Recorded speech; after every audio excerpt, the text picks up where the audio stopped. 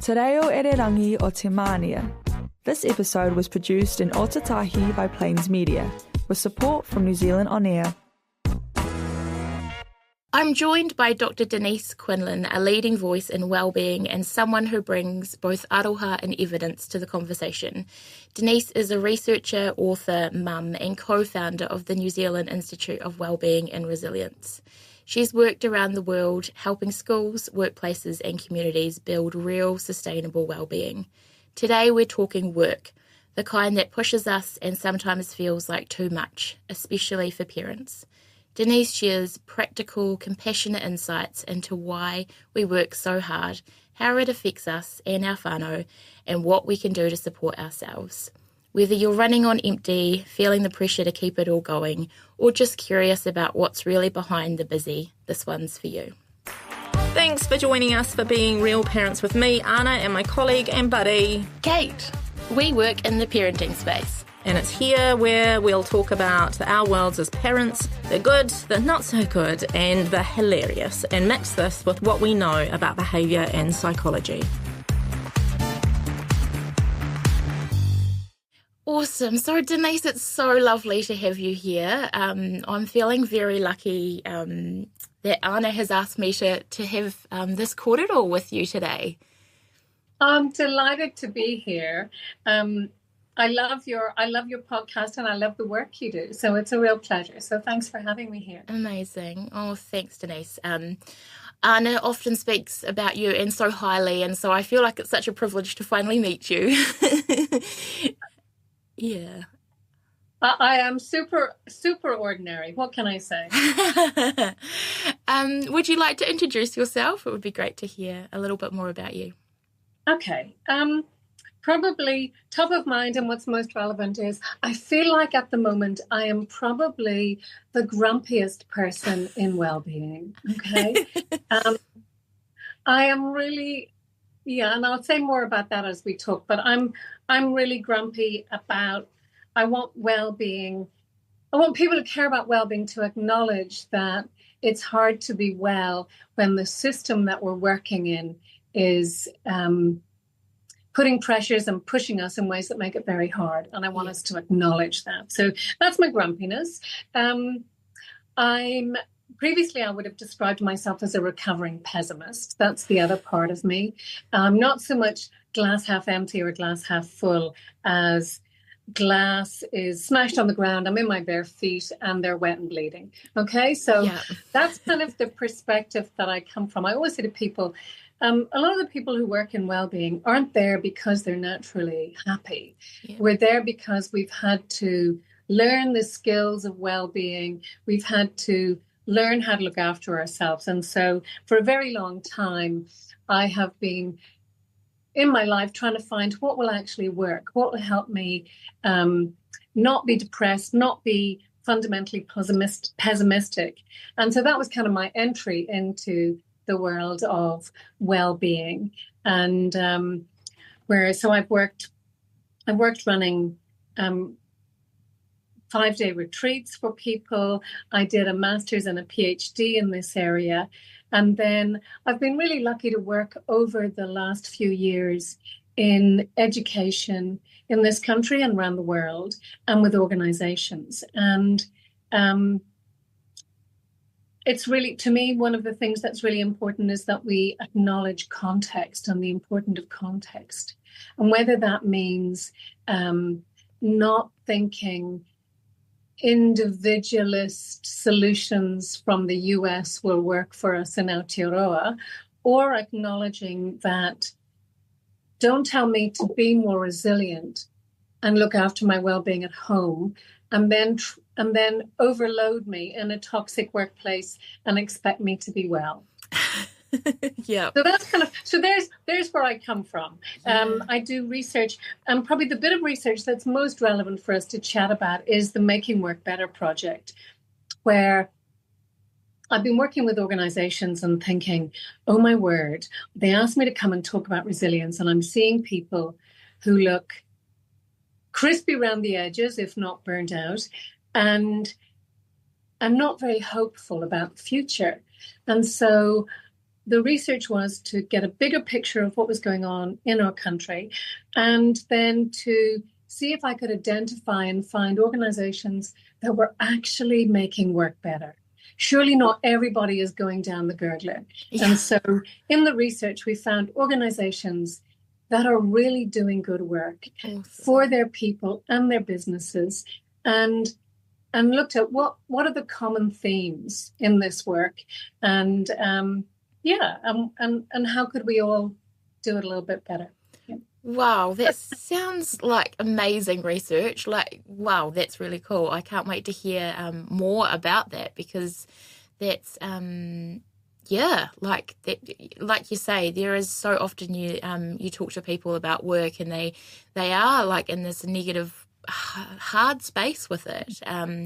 But it's great to know that there are people out there that are not like that and that are actually doing really well in their mahi. Yeah.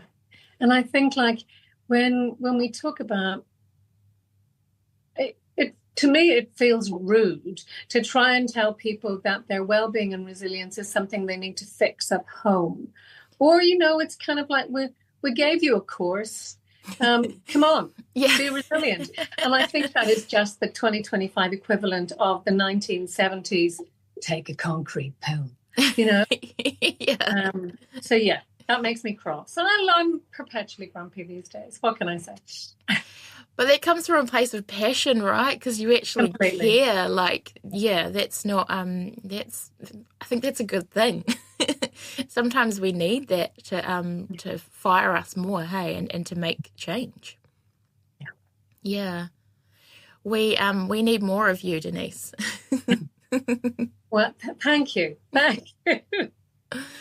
Oh, I'm really looking forward to this korero more around work and what we can be doing to support ourselves.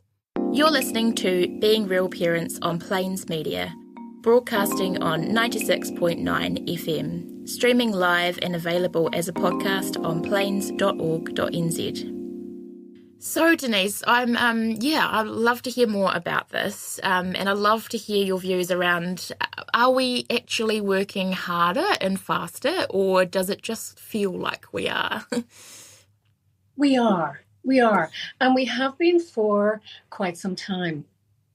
So I'll try not to rant, okay? But since really the 1980s, we have had restructure, right-sizing, downsizing, retrenchment, re-establishment of roles, disestablishment of roles, all of it, mergers and acquisitions, the whole 9 yards.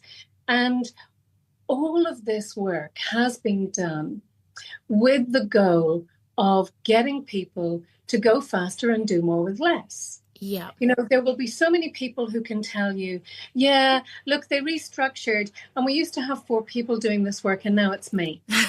That's familiar. I can agree with that. Just and the work didn't change, right? Yeah. And then we had globalization, and people put, it's very cool and groovy. We've offshored our production, and we still expect you to show up in the office. But somehow we also want you to sort out all the teething, niggly problems we're having with the production out of China or Vietnam or whatever. So be on the phone or whatever it is you're on, in hours that work with them. Yeah. Or we're working with someone in the States. And so at the same time as all this has been happening, we've also had changes in tech. We've had the miracle of laptops and mobile phones and smartphones and Wi-Fi that mean we can work anywhere, anytime. Yeah. And the problem is we are working anywhere and anytime. Yeah? Yeah, so true. Yeah. And so you can be at home and you can be up at all hours talking to the people in Japan or China or Vietnam or wherever your production is happening, or India, and then you can be in the office all day. When do people sleep? And then you have children. All the other added things in life. Yeah. And so I have been hearing this from people all the time. Yeah. And it's we accept it. This is the problem. We accept it as the norm. And yet, if you listen to what it's doing to people's lives, it's actually a bit heartbreaking. Like the mum who says, I have never seen my children get any of their certificates or awards at primary school because the assembly's at 3 on a Friday and I can't ask to leave early on a Friday. The teenagers who say, we fully expect on every family holiday, our parents are going to have some kind of work crisis. They do every time. And one of them will get pulled into it and the other one will be supporting them. And the whole holiday turns to custard. Yeah. Or the guy who told me that, older man who said, my wife is still gorgeous. But we never have sex anymore because we're both just too busy. Yeah. You know? Yeah. Yeah. Like you say, heartbreaking stuff, hey? Yeah. And like one guy told me he left a 3-generation family reunion that had been a year in the organizing because his company had an urgent delivery that they needed him to make. He wasn't scheduled on. There was no, they didn't have a thing called urgent delivery, but he was expected to just, do the right. So this is the problem. Do the right thing means look after the company, not yourself. Yeah. Or your whānau, hey? Yeah. And so all of that's been going on for a long time. And what I say to people is we've run out of road. We've all of this increase in making companies more profitable has been done by getting people to do more with less. And we've got nothing left to give. Yeah. And so what we need to do now is look at how do we make work humanly sustainable? Yeah. Wow, that's massive, isn't it? Yeah. It's huge. And I guess that leads into, because people often say to me, are we just foolish? Like, how did we get sucked into this? Were we all just mugs? And I want to say, no, these are global factors, and we've got national factors at work here in New Zealand. And it's happened to all of us. Yeah. And we've all kind of sleptwalked into it. And honestly, Kate, like recently I was having a conversation with my daughter, who's in her early 20s, and her friends are working in kind of cafe work overseas in Canada. And her friend had got a job that was going to give her 3 days a week. And she showed up for her first shift, and they sent her home after an hour because they weren't busy. Right. No pay. That's just it. Wow. And that happened each day that week. Now, and I said, that's just not right. Yeah. And my daughter said, no, Mum, that's just how it is. Yeah. And I realized that she's never known anything else. Yeah. She thinks that's just how it is. I'm old enough to remember when, if I was waitressing when I was 25 and we weren't busy, the boss said, right, all of you out the back, we're reorganizing the storeroom and we're cleaning the shelves. Yeah, we'll find something else. And so what I want to say to people is, so what's happening is my daughter's friend is being asked to take on some of the financial risk of that business. Yeah. Mm-hmm. And so my question is, when the restaurant makes its big profits, does she get a share in them? Yeah. And the answer is no. And I think we need to question why people are with 0 hours contracts are being asked to shoulder some of the financial risk of their organizations, but not share in the profits. Yeah. Anyway, this is big and political and not really what you want me to focus on, but I think it's important that we start challenging the system. Yeah, no, and it's so relevant. Like it's where we're at. Hey, it's the reality. So it's important stuff. So what can we do? Like, where do we go from here? And I guess Well, first of all, we need to be having these conversations. Yeah. And we need to be acknowledging that we're in a system that's not helping us. Yeah. And that it's time for change. And that we do need work that's humanly sustainable. And what can we do? When I talk to people, I always say, well, let's think about this at 3 levels. Let's think about what can you do personally? Yeah. Even if no one else in your workplace wants to help, what can you do? Mm-hmm. And then what can you do with a team of people at work? Yeah. Again, sometimes people have a group of 4 or 5 people at work that they will look after each other. Yeah. And that's really important. And then what could we do as organizations? In the work that I've been doing with organizations, I'm going to share some of the things they've been doing as well. So, but if we start at the personal level, what can we do? And I often say to people, we need to really think about, as human beings, the most fundamental capacities we have are capacity for focused attention and our capacity for connection. We're wired for connection and we need it. Yeah. And the way that we're living and working is destroying that. So we need to pay attention to what we can do. And so your focused attention isn't going to last longer than about 50 minutes. And so you need to protect it. If you're trying to do deep work, why should you be answering emails, answering phone calls, being interrupted 5 times? Yeah? Yeah.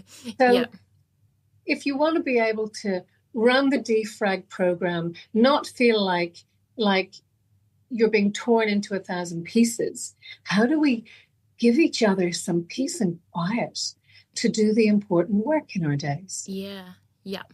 Because we've all got important work and we've all got busy work. Yeah. And we're not distinguishing. And how do you actually respect each other's need to be able to focus? Yeah. We need to be able to cut out distractions sometimes. And that also means, I think, sometimes the biggest distractions are in our own heads. The worry, am I good enough? What's going to happen? And so, honestly, if there was one thing that everybody could do with a bit more of in this country and probably in a lot of places around the world, it would be not beating ourselves up and holding ourselves to unrealistically impossible high standards of perfection. Yeah, we always focus on those things that we haven't got to or that we haven't done, or instead of like, what did I do today? Like, what did I achieve? Hey. And it kind of comes from 2 places, I think. So we live in a culture of perfectionism, of impossibly high standards. And then we've got this, if you think about social media and that whole thing of, have you renovated your kitchen? Have you had your face fixed? Everything's got to be perfect. Yeah. And how do we actually be a little more compassionate for ourselves and for what's real? Yeah. Our mantra at the Institute has always been, we are real, not perfect. Yeah. And we know that people anyway have had this sense of this whole thing of we've got to get it right and I've got to make it perfect. And our workplaces want more and more of that. And it's like it's not helping. And a little bit more self-compassion. Yeah. Like we know that 70% of people talk to themselves in their own heads in a way that they would never talk to a friend. It's so true. Yeah. And so if there was one thing you could do for yourself, it's not to beat yourself up in your own head. Years and years ago, a friend said to me, she's got this thing, she says, when you've stuffed up and everybody knows it and they've called you on it. Yeah. And she says, oh, that's so unlike me. It's so good. And I love it because it completely acknowledges things have stuffed up. It's not working. But she says, that's so unlike me. And what it's doing is it's kind of like you put an arm around yourself and you say, you are a good person. This isn't you, but it's happened. Yeah. And that's actually self-compassion. Yeah. And there is a ton of research over several decades showing that if we can be compassionate to ourselves, it is so much, we get more done. We're more likely to persevere. It's just good for us. We feel better about it, but we also do better work. Yeah, it makes sense, doesn't it? If we're in a good space, it's we talk about that in parenting too, don't we? Like, if we're in a good space, it trickles down to other areas, like for our tamariki. Yeah, absolutely. Yeah. The mum who beats herself up does it out loud as well. Yeah. And the kids hear it. Yeah. If you don't want to be self-compassionate because you don't care enough about yourself, do it as the biggest, most important gift you can give your tamariki. Yeah. That's so beautiful, hey? Yeah. For years, I have used a self-compassion break from a woman called Kristen Neff, whose website is selfcompassion.org. And her break goes like this. You can literally put a hand on your heart, give yourself a hug, do whatever to remind yourself that you are a little animal that needs to be comforted. That actually helps relax. The physical helps relax too. But her break is just this. This is a moment of suffering. Suffering's part of life. I'm not alone. May I be kind to myself in this moment of suffering and give myself the compassion I need. Yeah. Wow. Yeah. And this is really carefully designed because if I can get to the second line of this, I'm already in a better space. Suffering's part of life. I'm not alone. Because when we beat ourselves up, we go, oh, no one else has ever done anything as bad as this. I'm the worst person in the universe. Yeah. And then may I be kind to myself right now and give myself the compassion I need. And that's the reminder that what I need right now isn't a massive self-flagellation and a beat up. Yeah. It's a little bit of compassion. Yeah. Wow, if we could just hold on to that would be so useful, hey? Such a simple, powerful thing for us to be able to do. And Kate, the truth is that when somebody is able to stop beating themselves up sooner, it means they've got more attention and energy available to deal with whatever the problem is. Yeah. Because when you're beating yourself up, how much of your attention is on fixing the problem? None. Yeah. It's all on, oh, me, I'm so awful, Yeah. You can tell I've done this very well. I've practiced beating myself up for years. And now I'm spending years learning how not to do it. Yeah, I can totally relate to it myself, Denise. Yeah. So obviously a lot of that comes down to the personal. And I know you also spoke to the team and the organisation and what could be different there too. So for me, what can a team do? Well, first of all, connect, be known to each other. Yeah.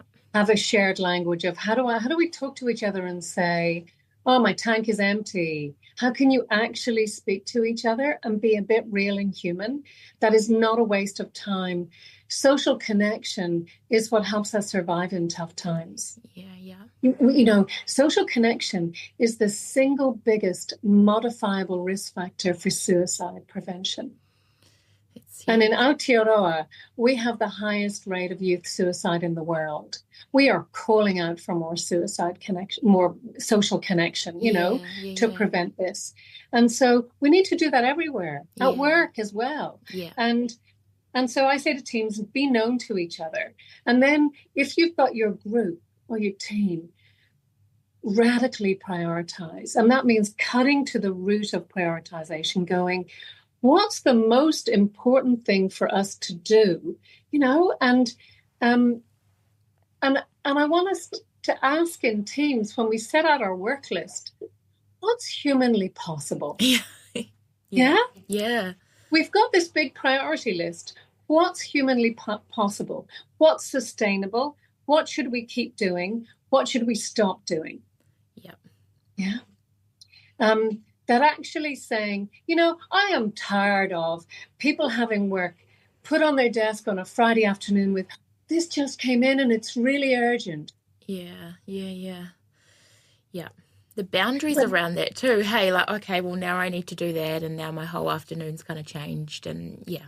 And so when we actually have clear priorities in the workplace, at the team level, that means your boss has said, these are the most important things. And so when they put something on your desk on a Friday afternoon, you look up and you say, you know, my list we agreed, 1, 2, 3, and 4. Which of those goes? Yeah. Where does this butt in? Does it go ahead of all of them? And what do we do with the deadlines for the other 4? Yeah. Yeah. Let's be real about time. Yeah. Yeah. And humans, Yeah. you know? Yeah. What the boss walks away and just kind of knows, I'm now expecting you to work the weekend. But somehow I'm like a 5-year-old putting my fingers in my ears going, I can't, I'm not looking, I'm not listening. Yeah. Yeah. Let's be real. Yeah. Huh? And I guess it's having a confidence in doing that, isn't it? Hey, because that's not an easy thing for us all to be able to do either. And if you're a leader, the single most important and helpful thing you can do for your people is to give them the clarity about what their role is and what the priorities are. Yeah. Yeah. If you're a team leader, you tell people, look, this week, if we get this done, we're winning. Yeah. Yeah. And everyone knows we're on the same page. And then what I'm seeing at if we think about the organizational level, the thing that is transforming organizations and that's being used as a tool to transform organizations, it's kind of like sometimes it's too hard to think about beginning at the top and restructuring everything. But this is a magic little way of beginning at the bottom. And it's having a team meeting and asking each person in the team, what's the low value work that you do? The work, by this we mean the work that really reduces your job satisfaction. You know, the stuff that really grinds your gears and adds no value to the client. Yeah. Yeah, totally. And then if you're able to identify that, why are we doing it? How can we stop it? It's massive, hey. Massive stuff. And even having that conversation in a team is really powerful, you know? Yeah. Because we're saying, how do we get rid of the useless stuff? Yeah. Yeah. And this has been done really successfully in big studies overseas. And here in organizations like Becca Engineering, they talk about simplification. They say every organization has systems that have been added to over time that are complicated and don't flow and have awkward glitchy bits. Yeah. And so what they're saying is if we can make our systems simple for our people to use, then they can do a better job for our customers. Yeah. And if we've got complicated systems that don't make sense, how can we simplify them? Yeah. Yeah. And Kiwi Bank is doing the same thing. So big organizations know that there's benefit for customers and there's benefit for staff by doing this. Yeah, it's good those bigger companies are recognizing that, hey. This has been such a powerful and important kōrero, Denise. I feel like I could talk to you about this all day. And we would usually obviously do our top tips here, but I feel like you have given us some really great tips and ideas of what we could be doing at a personal level within our teams and for our organisations. So thank you. Thank you for giving us this gold. Oh, absolute pleasure being here, and I love your mahi and the organisation. So thanks for inviting me to talk to you. Amazing. Thanks, Denise. Awesome. Thanks for being with us today. We hope you've learned that while parenting is challenging sometimes, that's totally normal. It's been fun having you with us. Keep being amazing.